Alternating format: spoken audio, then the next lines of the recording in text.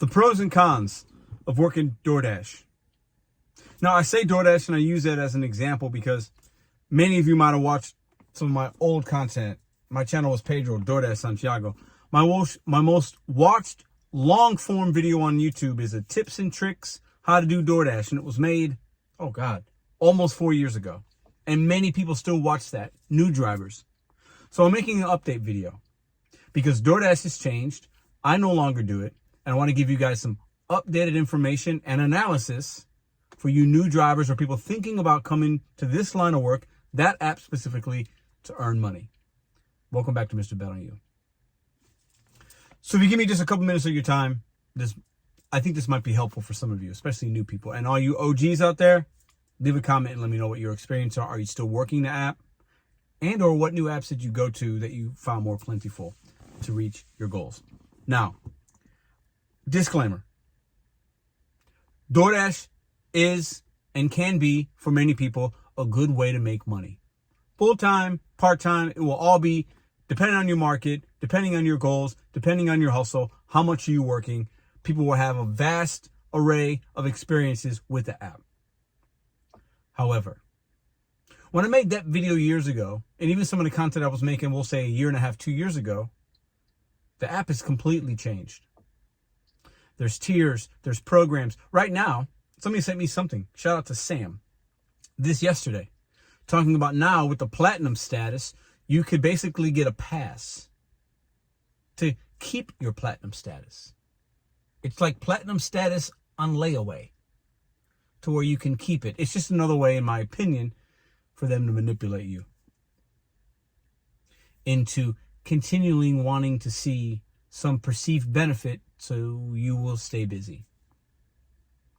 Busy ants, busy bees. Now listen, those might just be some of the couple of little pros and cons. Let me give you I'll start with some pros first, because if you're new coming to this app, I don't want to make this negative. I want to give you a little bit of hope and a little bit of clarity. Now, DoorDash has the biggest market share for food delivery and grocery food delivery. So when you're talking your restaurants and things like that, it's going to be approaching 65% of market share. So what that means is they have the most merchants, the most opportunity for most gig workers in most markets. So, and it's also the easiest one to get on. The barrier of entry is the lowest.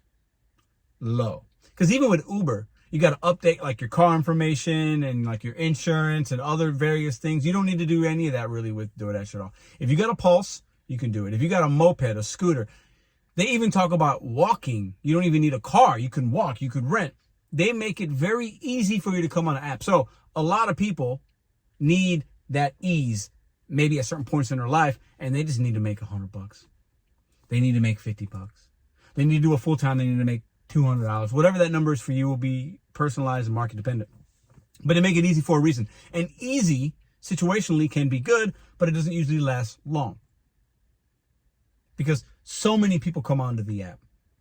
So while there's opportunities for you DoorDash drivers out there, a lot of competition, a lot of saturation. You're up against a lot of other drivers. And listen, some of the other pros is you're going to have some good days. You're going to see some really good orders, mostly when there's great tips. You will get what I call lucky sometimes. DoorDash is like a casino. You're walking into the casino and you see 10 people at that baccarat table, that roulette, at the blackjack, 10 people at the pulling slot machines. And you'll see one or two people that are winning and they're excited and they're like, woo, yeah. And then a little person comes over and hands them a couple $100 bills or, oh, 21. And oh my God, I just spent $20 and I got blackjack. Oh my God, I just won 25, 30 bucks. Like, you'll see that and then it makes you feel, ooh, I can do that. It's a pro. Gives you a little hope. Gives you an opportunity. Anybody with a car and a Pulse, you can drive for DoorDash. Anybody with $1 in their hand can go into a casino and maybe make that $1 into $2. Maybe lose that $1. But most people are going to lose in the DoorDash game if you stay in it long enough. And that's not to say you can't try other apps, and you should. That might hit a better spot for you, more profitability, less mileage, things like that. But you're going to lose at some point. We all do if you stay in that line of work with that company for so long. And you'll have your outliers. those people in the casino that go every day and they win more times than they lose, that's not the norm. And please don't think your experience is going to be them. They might have insider information. They might have knowledge. They might not have a family at home. That guy sitting in that chair at blackjack, he ain't got much to lose, maybe because he doesn't have a lot. Or maybe his family's done and he's retired and he's just having fun. But if you're somebody out there really trying to make money and support, do not recommend going to DoorDash long term.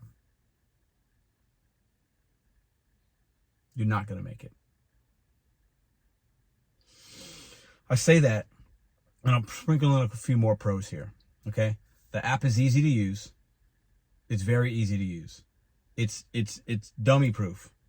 It really, really is, okay? And they give you a lot of opportunities. It's kind of customizable. You could turn shop and pays off if you like to do shopping. You could turn the pizza program or the cash on delivery with the pizzas on or off. Like, there's some things you can customize. In some places, you could dash along the way. You could schedule yourself, pre-schedule for next week. Oh, I'm going to work Friday from 5 to 8 p.m. Schedule that bad boy. Boom, you're ready to go. It will tell you if it's busy. It will offer peak pays, bonuses, promotions. These are all positive things. You could come and go as you want for the most part. There might be times when you want to work and you can't if you didn't schedule. It's kind of a con, but if you wait 15, 20 minutes, in most markets, you're going to be able to get on that app and earn some kind of money. You can accept, decline. You could cancel orders. You don't have to wait all the times. There's a little bit of control within the app if you know how to use it. But proceed with caution because you can get deactivated for doing that too many times. Some say you get shadow banned, paused. You'll get kicked out of a dash in the middle of a dash. So there are also a lot of things you cannot control. But I wanted to make an update because I think anybody watching some of those old videos, okay, and there's still some knowledge in there, okay, the app has changed. And I'm going to say something and I'll say it loud, I'll say it proud, I'll say it very clearly. While I recommend trying DoorDash or really any other app if you need it, the cautionary tale and what I'm going to say to you here is if you can't have a good experience after a couple of weeks, 2-3 weeks, if you really crunch your numbers.